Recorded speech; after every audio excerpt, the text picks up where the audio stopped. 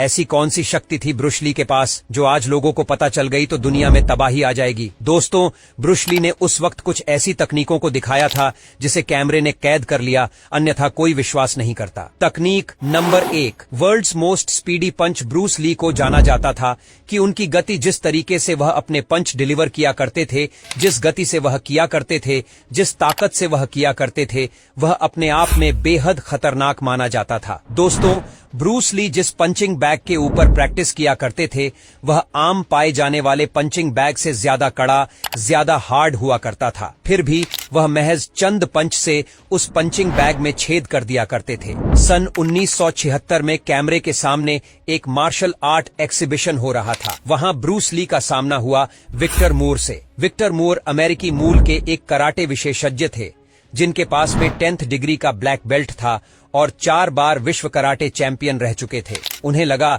कि वह Bruce Lee के पंच को बड़े आराम से रोक लेंगे और ब्रूस ली की शक्ति और उनकी गति और उनकी टेक्निक के बारे में बताया जाता है। वह सिर्फ मीडिया हाइप है। कैमरे के सामने उन्होंने एक कोशिश की, लेकिन दोस्तों 2 बार ट्राई किया। दोनों बार करीब तक नहीं पहुंच पाए ब्रूस ली के पंचम के। ब्रूस ली ने तेजी से वार किया। उन्हें सिर्फ रोकना था और विक्टर मोर एक भी बार और रोक तक नहीं पाए। ब्रूस ली के पंच को समझ लीजिए कितनी तेज गति थी जो 4 टाइम्स कराटे वर्ल्ड चैंपियन को बिल्कुल नजर ही नहीं आ रहा था। उनका पंच तकनीक नंबर 2, ब्लाइंड फोल्ड कॉम्बैट। उसी एग्जीबिशन के दौरान फुटेज एक ऐसी भी आई जिसमें ब्रूस ली ने अपनी आंखों पर पट्टी बांधे हुए थे और वह लड़ रहे थे और उन्होंने 2 नहीं 3 बार मल्टीपल टाइम अपने अपोनेंट को जमीन पर गिरा दिया। आंखों में पट्टी बंधी होने के बावजूद यह तभी संभव है जब आपका हैंड आई कोऑर्डिनेशन नहीं बल्कि आपकी सारी इंद्रियां जागृत हो। आपको मालूम हो कि स्पेस में, 3D स्पेस में आपका हैंड कहां है,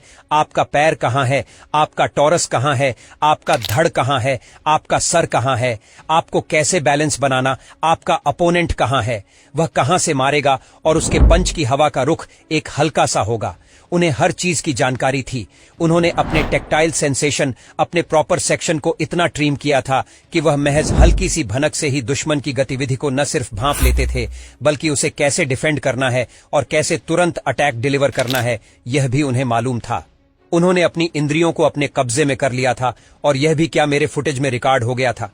आंखों में पट्टी बांधकर एकदम लड़ना। तकनीक नंबर 3, वीडियो फुटेज में एक और ऐसे फुटेज है जो दर्शाती है कि ब्रूस ली ने अपनी क्षमताओं को कितना ज्यादा विकसित कर लिया था। उन्होंने नान चाकू नाम के एक हथियार को इस कदर उसमें पारंगतता हासिल कर ली थी कि वह टेबल टेनिस तक उससे खेल सकते थे। देखिए, नान चाकू जिसे पकड़ा जाता है उसकी स्टिक्स कितनी पतली होती है और टेबल टेनिस का बैट कितना चौड़ा होता है। वो महज एक पतली सी पट्टी से टेबल टेनिस की बॉल को न सिर्फ हिट कर पा रहे थे बल्कि 2-2 अपोनेंट को सामने रखकर उन्हें हरा भी पा रहे थे। इतनी बेहतरीन दक्षता, इतनी बेहतरीन कला आज की तारीख में किसी के अंदर मिलना अपने आप में बेहद मुश्किल है। एक दुर्लभ टैलेंट थे ब्रूस ली। ब्रूस ली की intense training regime. Bruce Lee जानते थे कि उन्हें अपनी शक्तियों को हर दिन एकदम ज्यादा शार्प और शार्प बनाते चलना है। जैसा कि हमने आपको बताया वीडियो की शुरुआत में, उन्होंने 2 नाम के एक मिक्स मार्शल आर्ट को खुद ही डेवलप किया था। ऐसा पैशनेट, ऐसा जुनूनी फाइटर जिसने अपनी खुद की युद्ध कला 32 वर्ष की उम्र में बना ली हो। सोचिए जरा वह कितनी टफ ट्रेनिंग करता होगा।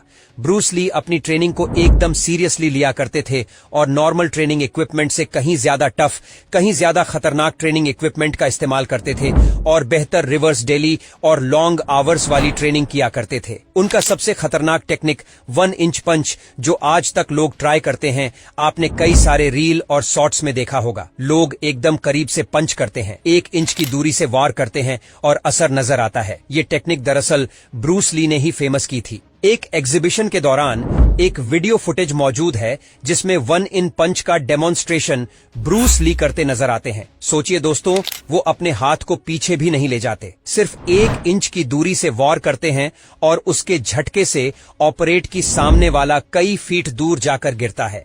इसी का एक एडवांस फॉर्म उन्होंने बनाया था, 6 इंच पंच, और उसके वार से दुश्मन और कई फीट दूर जाकर गिरता था। दोस्तों, ये 1 इंच पंच और 6 इंच पंच है। ये क्लोज कॉम्बैट की सिचुएशन में जब रिएक्शन टाइम बेहद कम मिले, रिकॉल करना हो, हाथ को पीछे उसकी नीड को खत्म कर देता है। बेहद कम दूरी से भी दुश्मन के शरीर को कैसे नुकसान पहुंचाना है, ये ब्रूस ली ने दुनिया को दिखाया था 1 इंच पंच और 6 इंच पंच के डेमोन्स्ट्रेशन से, जो कैमरे में कैद हो गया था। अगली तकनीक दुनिया को दिखाई थी ब्रूस ली ने 2 फिंगर पुशअप।